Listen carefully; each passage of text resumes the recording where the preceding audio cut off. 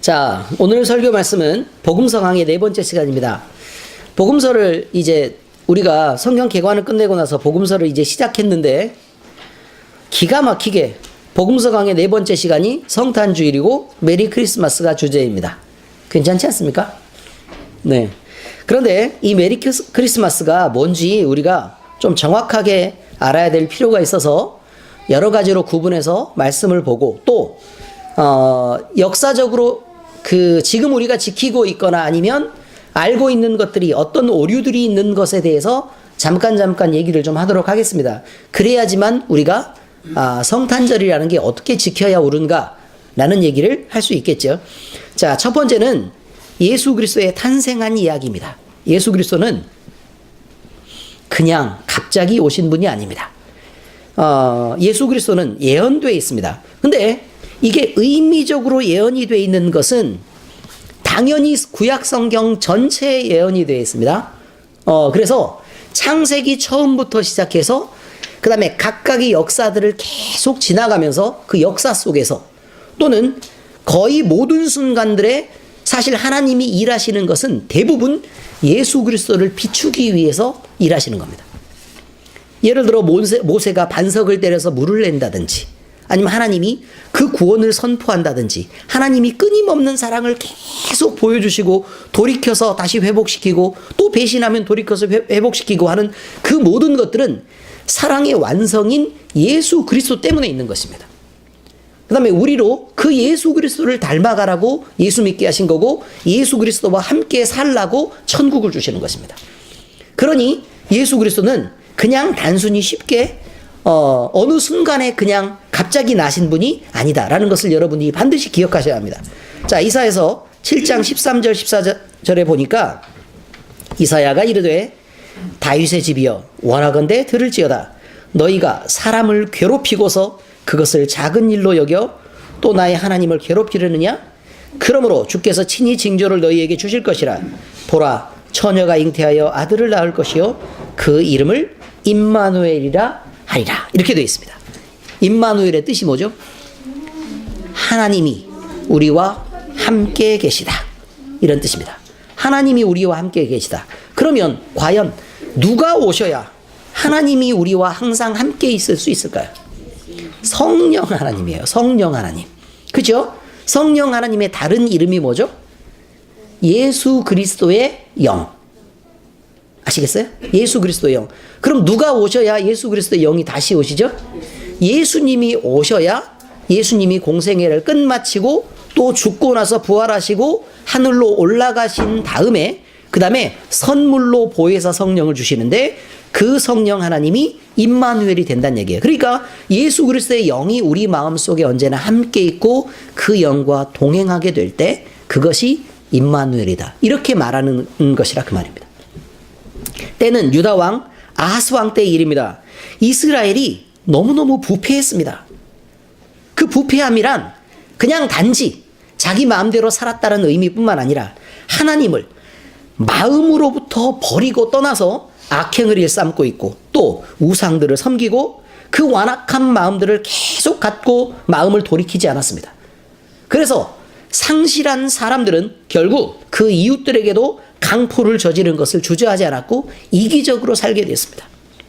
하나님은 선지자 이사야를 세우시고 이스라엘에게 멸망을 예언하게 하신 후에 때가 차게 되면 하나님은 그 마음을 돌이켜 너희들이 받을 징계를 받고 난 다음에 반드시 은혜를 베풀 것이다.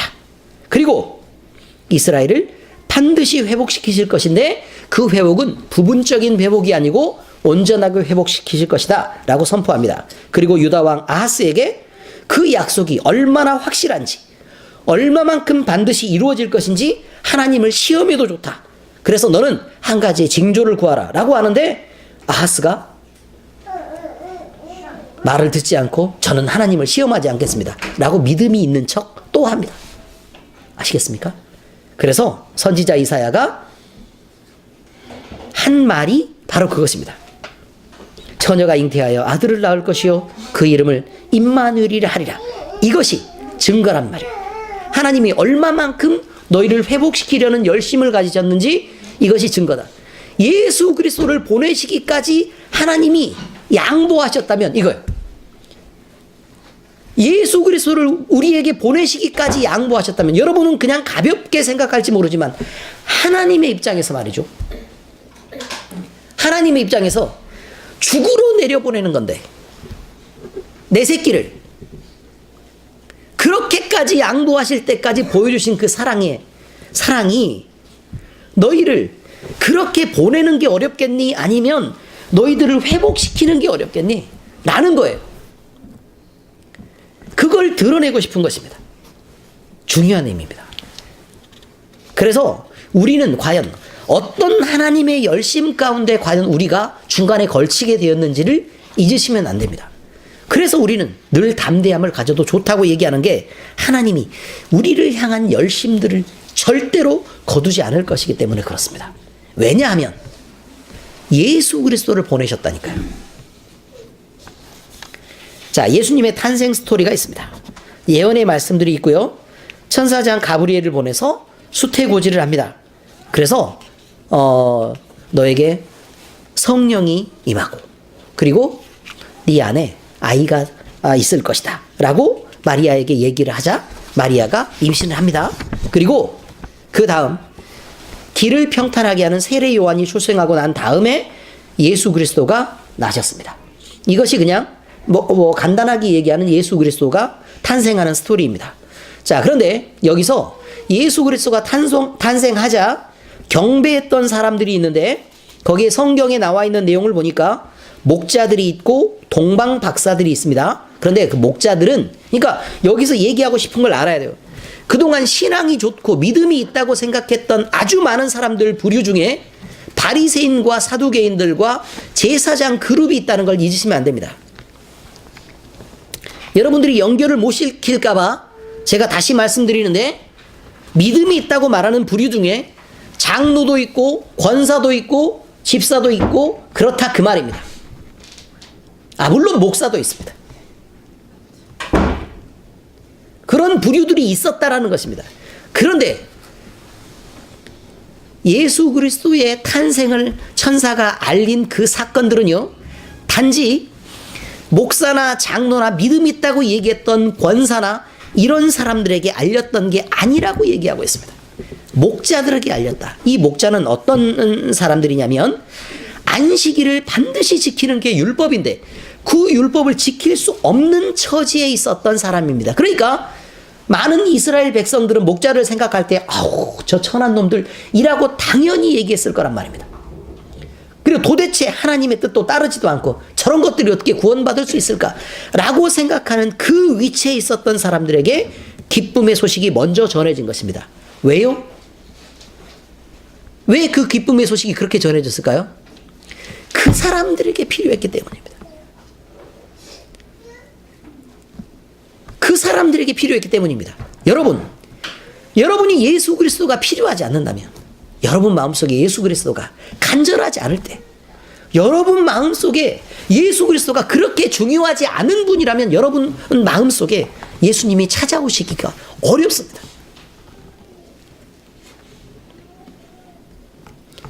자신들을 돌아보아야 합니다. 또 있습니다. 동방 박사들이 있습니다. 동방 박사는 그럼 당장 딱 봐도 이방인입니다. 이방인인 동방 박사들의 경배를 받으십니다. 그럼 이상하죠. 왜 유대인들의 경배를 받지 않고 이방인의 경배를 받았을까요? 그것은 여러분, 이미 믿는다고 한 사람들이 그 마음이 충분히 완악하고 하나님을 그 마음에서 버리고 이미 다를 대로 달아서 감동도 없고, 예수 그리스도가 온다고 지금 얘기를 하고 있는데 그 마음속에 그 기다림도 없고 그냥 있는 것으로 만족하고 그것이 전부인 줄 아는 그런 성도들, 그런 우리의 모습들 때문에 사실은 온전한 경배를 받을 수 없어서 동방 박사들을 불러들인 것입니다. 그리고 그 복음은 유대 안에 머무르지 않게 되죠. 결국 이방으로 퍼져나가서 결국 우리 같은 자들에게도 복음이 전달되고, 우리 같은 자들도 예수 믿게 되고, 우리 같은 자들도 회복이 되고, 우리 같은 자들도 나음을 입게 되고, 우리 같은 자들도 하나님 앞에 아버지라고 부를 수 있는 자격을 얻게 된 것입니다. 이방인 동방 박사들이 뭘 알았겠습니까? 근데 귀한 것이라고 준비한 것이 예물이 황금과 유향과 몰약이었습니다. 황금은 예수님이 순결하시다, 영원하시다 라는 것을 증명하고 있는데, 예수님의 온전한 왕 되심과 온전한 하나님 되심에 대해서 상징하고 있는 것입니다.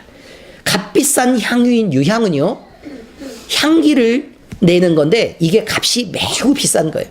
그래서 근데 이것은 무엇을 의미하는 거냐면, 예수님의 생애 속에 그분의 향기가 두루두루 널리 퍼질 것을 얘기하고 있습니다. 그 생애의 고귀함을 설명하고 있는 것입니다. 그 다음에 몰약은 시체의 방부제로 쓰이는 것입니다. 아니 하필 왜 몰약이냐 그 말이에요. 모르고 드린 것이겠지만 예수 그리스도는 십자가에 못 박히시고 우리 자신을 희생하시고 우리를 위해 죽어주실 것에 대한 얘기를 이미 하고 있는 것입니다. 그러니 동방박사를 불러들인 것은 동방박사가 별을 보고 우연히 찾아온 것처럼 보이지만 하나님이시라 그 말입니다. 하나님이 내 새끼를 그곳에 보내시고 이방인과 안식일도 지키지 못하는 목자들을 불러서 너희들이라도 경배를 해라 라고 하실 때 그 마음을 생각하셔야 합니다. 쉽지 않은 일일 것입니다. 그러나 우리를 위해서 결단하신 것입니다. 근데 예수님 태어날 때 어디에 누이셨죠? 구유에 누이셨습니다. 어느 누구도 거기에 누운 적이 없습니다.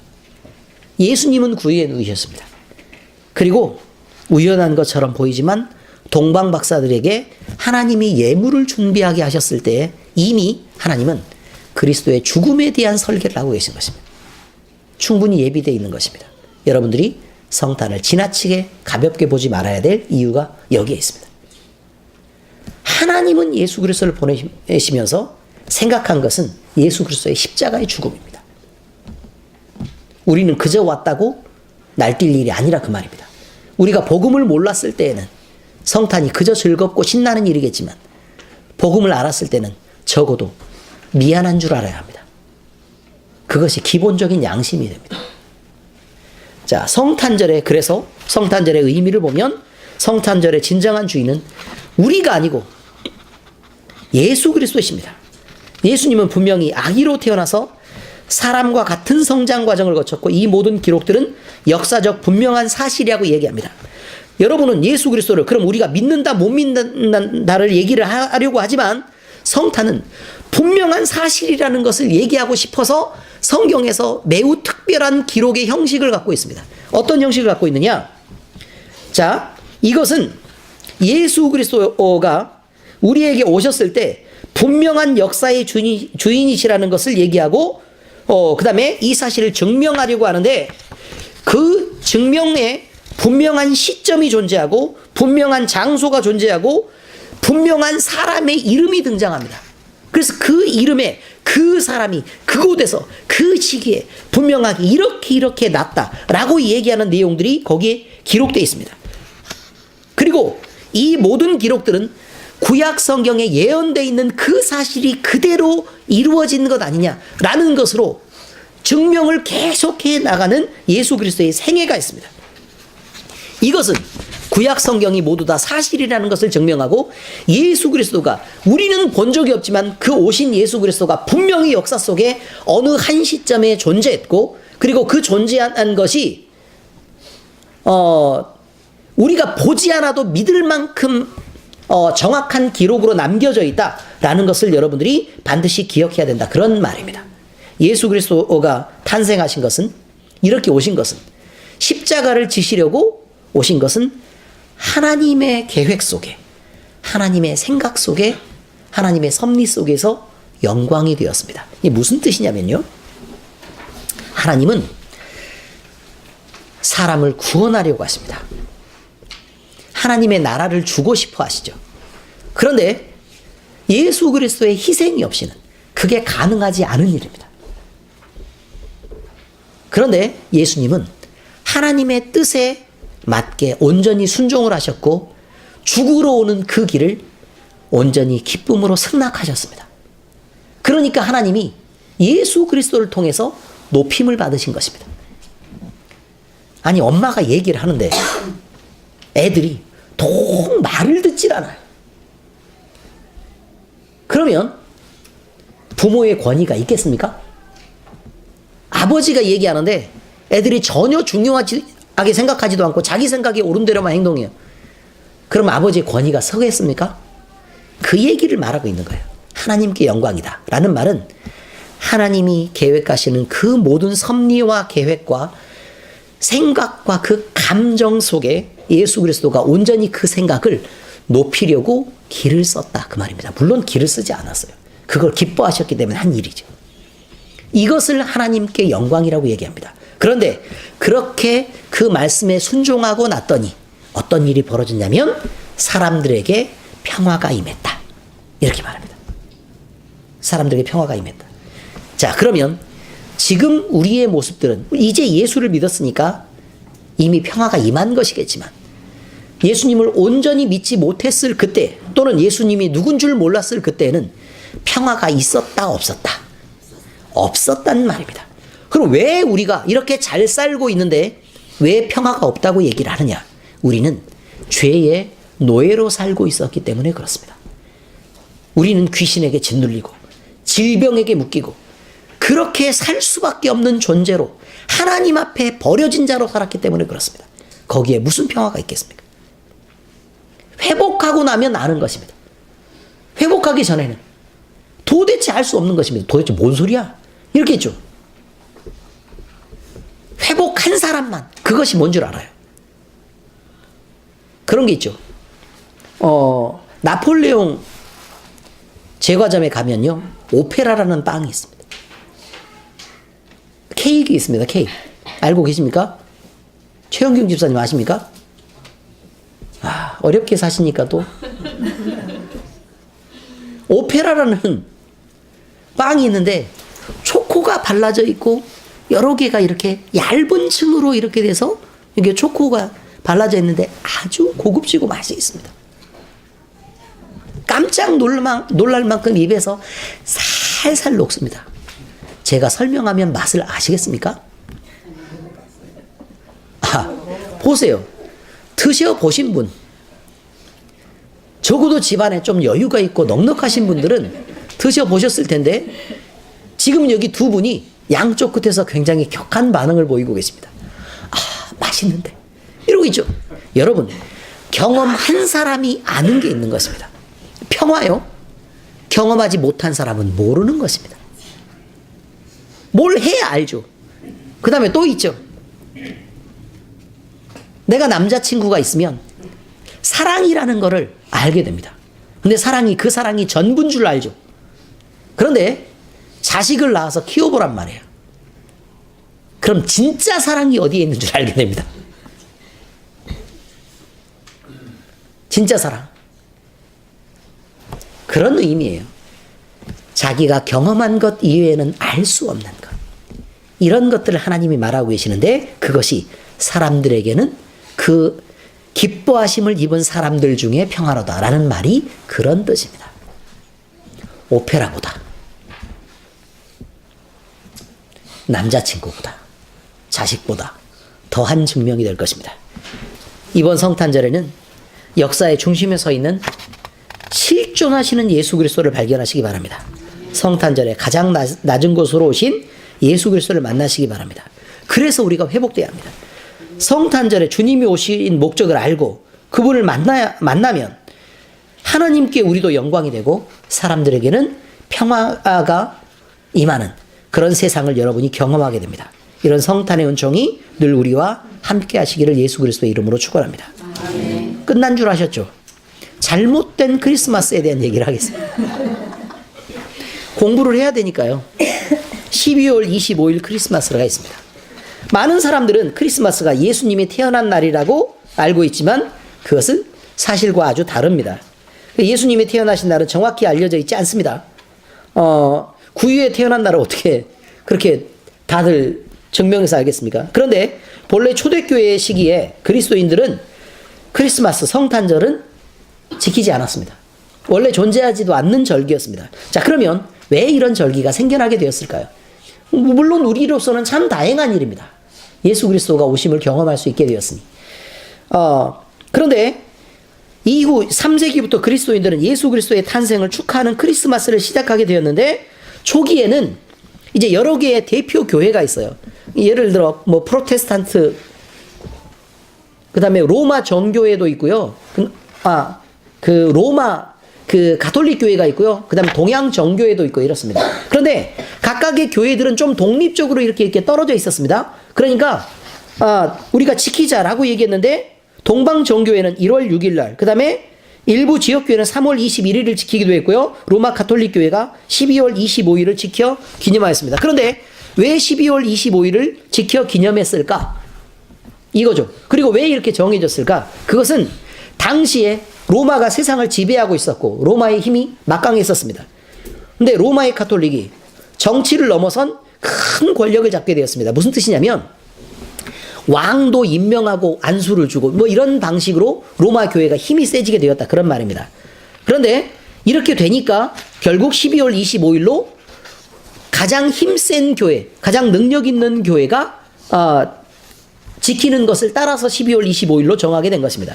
로마 가톨릭은 AD 321년에 아노 도미니라고 말하죠. 아노 도미니가 무슨 뜻이라고요? 주님의 시대 안에서. 주님의 시대 안에서. 그러니까 321년에 예수님이 오신 이후 321년에 매주 휴일을 태양의 날 썬데이라고 부르는 것도 함께 결정했습니다. 그러니까 결국 제가 왜 이 얘기를 써놨냐면, 로마 가톨릭이 어떤 목적이나 아니면 어떤 경향을 가진 어떤 집단인가에 대한 이해를 말하기 위해 그렇습니다. 왜 썬데이라고 말했을까? 그리고 썬데이라고 얘기해놓고 예수님이 태양처럼 빛나야 되는 날이라고 핑계를 댔다는 것입니다. 근데 누구라도 썬데이 그러면 태양을 알지 예수 그리스도를 생각하지 않는단 말입니다. 자, 그런데 12월 25일 이제 다시 갑니다. 12월 25일이 크리스마스로 정해지게 되는데, 다른 이유가 있는데, 그 이유는 고대 로마에 미트라스교라는 종교가 있는데 숭배하던 신이 태양신이었습니다. 그 태양신이 탄생일이 12월 25일입니다. 교묘하게 일치하지 않습니까? 그죠? 콘스탄티누스 대제는 기독교를 국교로 정하면서 정치적 목적으로 너희들이 많은 종교를 통합해서 내 정치적 세력을 좀 넓혀다오 라는 요구를 하게 되고, 가톨릭 교회는 그것을 받아들이게 되는 정치적 야합을 하게 됩니다. 그래서 여러 가지 주변 이방 나라들에게 섬기고 있는 여러 가지 종교적인 습성들을 쭉 편만하게 받아들이게 되는데, 이것이 바로 태양신의 기념일인 12월 25일을 예수님의 생일로 받아들이게 되는, 그걸 기념하게 되는, 왜냐면 태양신의 생일이라 그래가지고 지키던 날이니까 그냥 그렇다 그 말입니다. 그럼 탄생일이 그날이란 뜻이겠죠. 그쵸? 네. 자, 미스트라교는 태양신의 생일이 12월 25일이 있는데, 로마의 동짓날 농경신인 사투른과 태양신인 미트라를 숭배하며 기념하고 있었습니다, 원래. 그런데 그 동지라는 게 어떤 의미가 있냐면, 자, 저를 보시면 압니다. 여기 지금 이렇게 있죠. 동지의 의미가 이거예요. 낮 시간이 점점 줄어들어서 끄트머리에 이르면 이날을 동지라고 말합니다. 그럼 낮 시간이 점점 늘어나면 동지를 중심으로 늘어나겠죠? 그쵸? 그러니까 거기 생각할 때는 뭐라고 얘기냐면, 미트라가 점점 고난을 받아서 그 힘을 잃어가다가 이때가 되면 다시 태어나서 이제 생명을 쭉 이렇게 이어나가는 거다라고 믿었단 말입니다. 그래서 동지니까 그날이 12월 25일이 미트라의 생일이 된 것입니다. 의미를 다 아시겠죠? 그런데 그 날을 예수님의 탄생일로 정해놓고, 이날로 우리는 지킬 거야 라고 정해놓고 한다는 말을 뭐라고 핑계를 대냐면, 주일이 썬데이라고 정해놓고 예수님을 상징하니까 태양을 지켜 라고 얘기하는 것처럼, 크리스마스 역시 그 날로 정해놓고 예수 그리스도가 이방에 있는 모든 신들을 다 지배하고 승리했으니까 그 승리를 기념하는 날로 그렇게 해서 정한 거야 라고 핑계를 댄 것입니다. 대충 이해를 하시겠죠? 12월 25일이 그런 의미입니다. 우리는 그 의미만 기억하기 때문에 성탄절이 중요한 것이지 실제로 날짜를 그렇게 얘기한다라는 12월 25일이 중요한 게 아니라 그 말입니다. 의미적으로는 그렇습니다. 자, 그런데 본격적인 크리스마스 문화가 생긴 것은 교황 율리우스 1세 때 공식적으로 12월 25일을 예수님의 탄생일로 가톨릭 교회의 이름으로 선포하게 되었고, 그래서 이것들이 쭉 다 온 교회가 지키면서 오늘날과 같은 크리스마스로 자리 잡게 되는 배경이 된 것입니다. 자, 메리 크리스마스. 이것이 오늘 설교 주제입니다.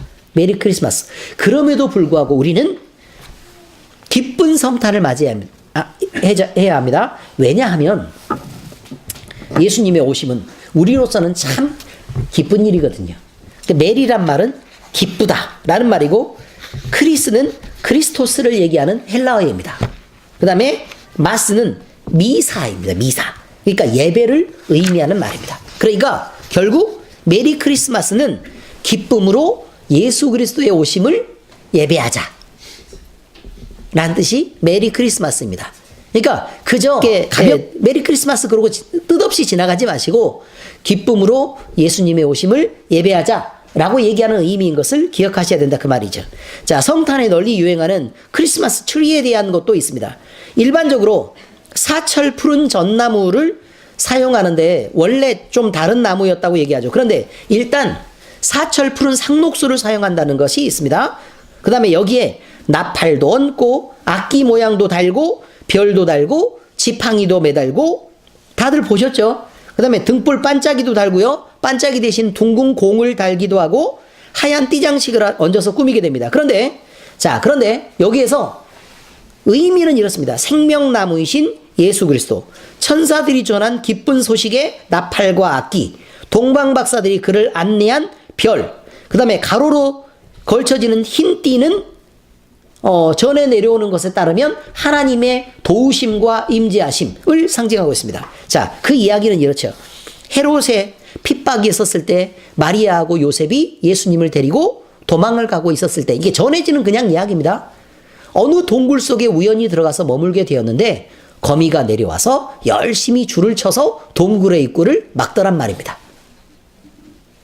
하필 시간이 좀 지나서 안에서 추위를 피해서 쉬고 있는 요셉과 그 다음에 그 가족에게 어쨌든 로마의 병사들이 미친 것입니다. 그래서 그 안쪽을 들어가서 혹시 누가 숨었나라고 볼라 그랬더니 거미줄이 쳐져 있고 거기에 서리가 끼어 있고, 그래서 흰 줄이 이렇게 있으니까 여기는 거미줄이 쳐져 있는 거 보니까 이건 사람이 들어간 흔적이 없네 라고 인식하게 되었단 말이죠. 그래서 예수님을 하나님이 그렇게 지키셨다라는 이야기들이 전해오는데, 어쨌든 그런 의미로 흰 줄을 이렇게 걸치는 거 아시죠? 네, 그 걸치는 것은 그런 의미로 쓰였다라고 말합니다. 근데 원래 트리 장식은 종교의 세를 확장하면서 로마 카톨릭이 수용한 스웨덴과 노르웨이 지역의 토속 신앙에서 기인하고 있습니다. 그들은 사계절 푸른 나무가 죽었다 다시 살고 죽었다 다시 살고 그 다음에 활발하게 퍼지고 그런 걸 보니까 다산과 죽음과 환생을 나타낸다고 믿고 있어서 거룩한 나무 숭배 사상이라는 게 있었습니다. 그래서 크리스마스의 트리의 관습은 애굽의 동지제를 기념하던 축제에서도 이제 그렇게 퍼져 있는 걸 보니까 이방의 축제에서도 찾아볼 수 있었고, 성목 숭배 사상은 옛날 스칸디나반도의 그쪽 지역에서도 성목 숭배 사상이 두루 퍼져 있었습니다. 자, 그런데 이 이방 종교의 트리 문화를 사실 가지고 와서 로마 카톨릭이 또 다시 그걸 장식해 놓고 이건 예수님을 상징하고 이렇게 하니까 그렇게 우리가 이렇게 해서 즐겁게 이걸 세워놓고 기념하자라고 가지고 온 것이 그렇습니다. 그러니 트리도 그런 의미죠. 선물을 주고받는 것도 역시 이때 이 문화가 퍼져가면서 그때 당시에 기념했던 이방 문화에서 기념했던 것들 때문에 선물을 주고받는 그 일이 생긴 것입니다. 산타클로스가 나오는데요. 산타클로스는 4세기경 소아시아 지역에 살던 성 니콜라스라는 사람이 있었습니다. 그런데 이 사람은 염소가 앞을 끌고요. 그 다음에 선물을 이렇게 실어서 이 염소를 타고 다닌 거 아닙니다. 작은 수레에다가 염소를 메고 자기가 끌고 다니기 어려우니까 선물을 거기 싣고 어려운 사람들을 자꾸 이렇게 도와주는 것을 아주 좋아했었답니다. 그런데 그 염소가 술록으로 바뀌고요. 그 다음에 그 산타클로스가 입었던 붉은 옷과 붉은 모자 이런 거 있죠? 그거는 1931년에 처음으로 등장한 건데 코카콜라 광고 이미지입니다. 광고에서 산타클로스 해가지고 나왔던 첫 번째 이미지가 그건데 그것을 갖다가 뭐 아시죠?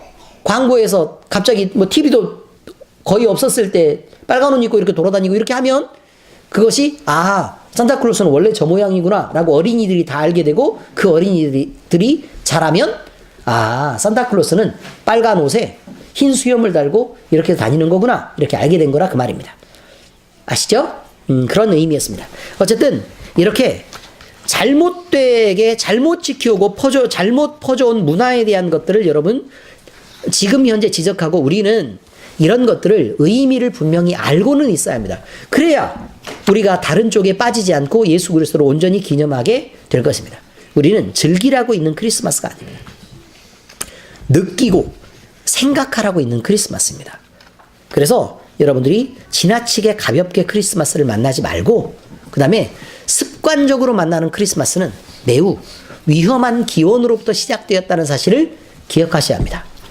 실제로 목자들이 밖에서 양을 쳤다라는 말은 겨울이 아니란 얘기입니다.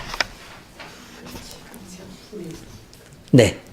그 다음에 지금 계절은 그 나라에 가보면 우기입니다.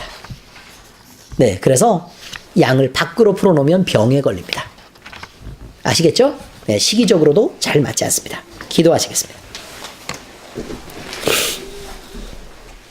하나님 아버지, 오늘 우리는 성탄주의를 맞아 감사 예배로 하나님 앞에 드렸습니다. 죄인을 구원하시고 모든 질병과 억눌림에서부터 죽음으로부터 자유를 주시는 하나님의 능력이 되시는 예수 그리스도만이 하나님 앞에 영광이 되고 하나님의 기뻐하심이 된다는 것을 알게 되었습니다.